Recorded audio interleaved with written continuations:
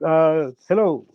Uh, I Queen Elizabeth II reigned a very long time, longer than any other queen. Her reign covered 15 prime ministers, dating back to Winston Churchill, uh, a prime minister who was really quite familiar with Queen Victoria, the second longest reigning monarch in British history, all the way up to having just appointed as prime minister Liz Truss, the third woman prime minister in British history. That period has covered some of the most enormously eventful period in the history of the world. It was also an enormously eventful period for the states of the Gulf. But we have to say the Queen herself was rarely involved in matters directly concerning the Gulf.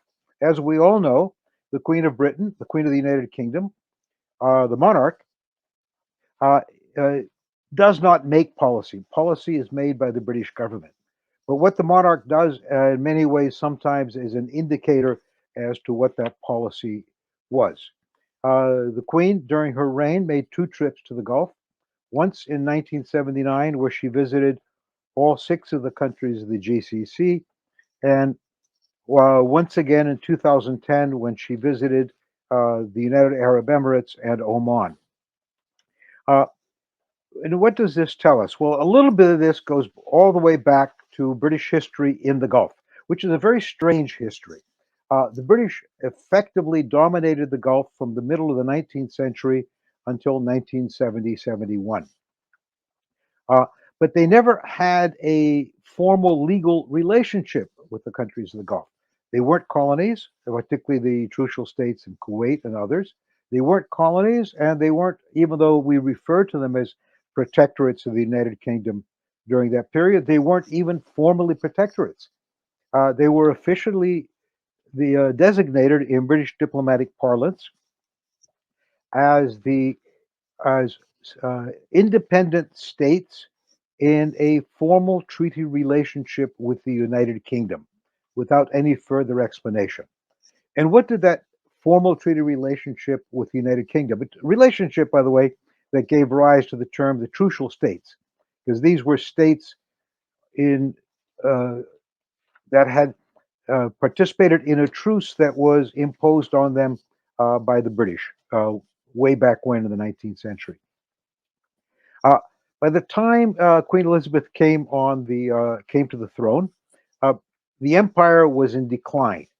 One of the few places where the British were hanging on, in effect, in tooth and nail, were in the Gulf states.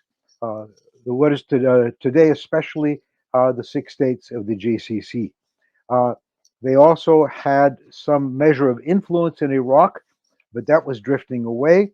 They did not have a particularly good relationship with Iran when she came to the throne, nor one with particularly good with Saudi Arabia. So the first thing that happened during the Queen's reign was the British essentially talked the United States into helping them overthrow the first democratically elected president, prime minister, I should say, of Iran, Mohammad Mossadegh, in what was termed an anti-communist action, but in fact was designed to preserve British control over the oil company and the oil wealth of Iran.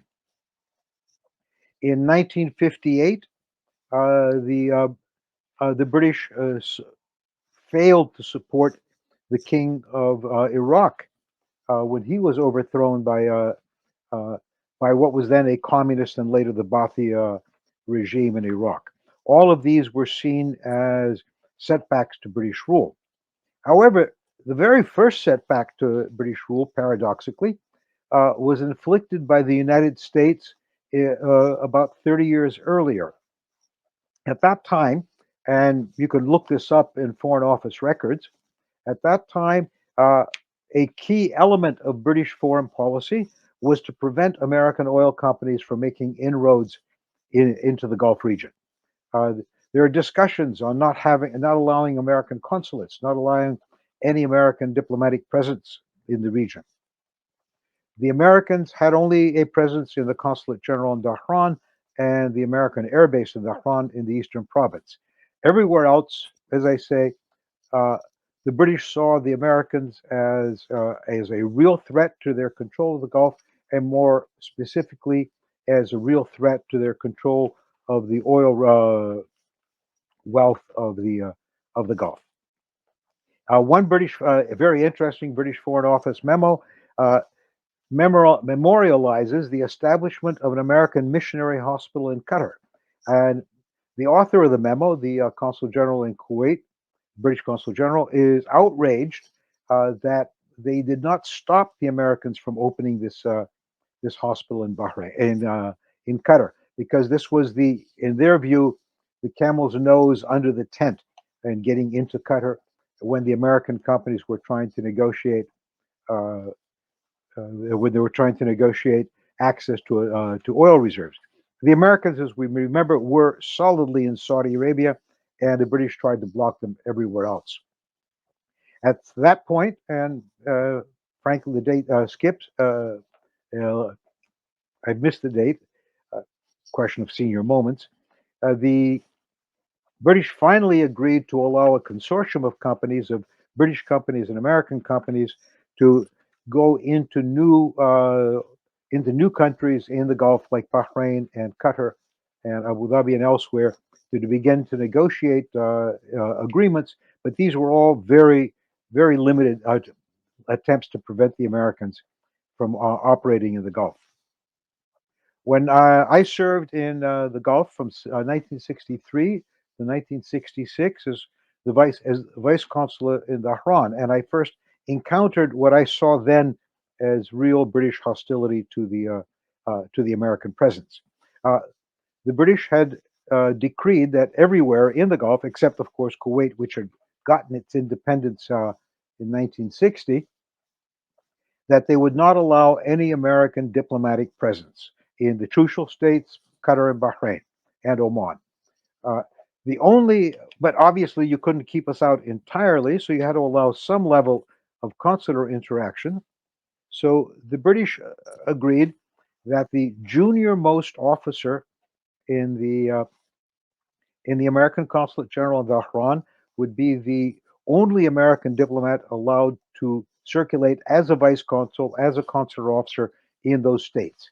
And for 2 years, from 64 to 66, that was me. I would travel 23 years old, had no idea what I was doing, and yet I was the sole representative of the United States to nine semi-independent, or actually, nine semi-independent, officially sovereign states. I traveled up and down the Gulf on what was then Gulf Aviation, uh, a very small airline flying very small airplanes, carrying a complete consulate in my briefcase. I, uh, I would spend 4 days a month in Bahrain, 2 days a month in Doha, and as needed in Dubai and Abu Dhabi, and a few times in Muscat. Oman, by the way, was the one country that the British were determined to keep me out of, and this was a longer delivery on my part. I could tell you real horror stories on getting into Oman. Having said that, the British also tolerated a small American naval presence in Bahrain, at what was then known as HMS Jufair, which is the port of Bahrain, where we maintained a naval headquarters known as Comet East Fork, Commander of Middle East Forces, and a small ship, which was the last seaplane tender in the United States Navy, and an occasional visit by other warships. All uh, all this abruptly came to an end in 1971 when the British, having announced that they were leaving east of Suez, left, and they left barely in a hurry. They didn't even bother locking up as they left. The Gulf states were left uh, sort of bereft of a security blanket. They had depended on the British for a long time for their external security against their neighbors including Iran, Iraq, and Saudi Arabia in many ways. And suddenly the British were gone, and they were gone without ceremony and without making any provisions. The United States, and I think this worked out badly in their view for the Gulf states, had very strong relationships at the time with Saudi Arabia and Iran, and saw its relationship with the smaller Gulf states as essentially one through the prism of Riyadh and Tehran. We didn't say much when the Iranians occupied the small islands of Tums and Abu Musa off the UAE coast.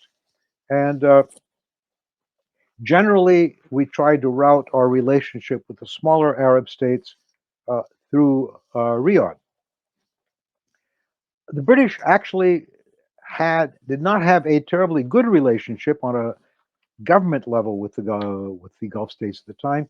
But what I discovered was that British citizens, the expats who remained behind, actually had a certain amount of affection and uh, good relationships at the personal level.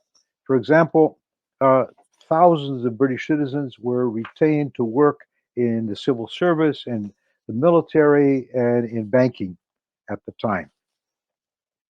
They and all this when Americans, even though we were putting much more money and much more heavily invested in the Gulf, Americans were far fewer and were rarely found working directly for Gulf institutions. And which brings us forward. British relationships with the Gulf since then have been somewhat distant. I think the British have regarded the Gulf primarily as a place where they can sell things, and they've been reasonably successful, though not in the arms industry, which is where I think they'd put a great deal of their emphasis. And today, when you talk to younger Gulf citizens, they tend to remember the British with a certain amount of affection.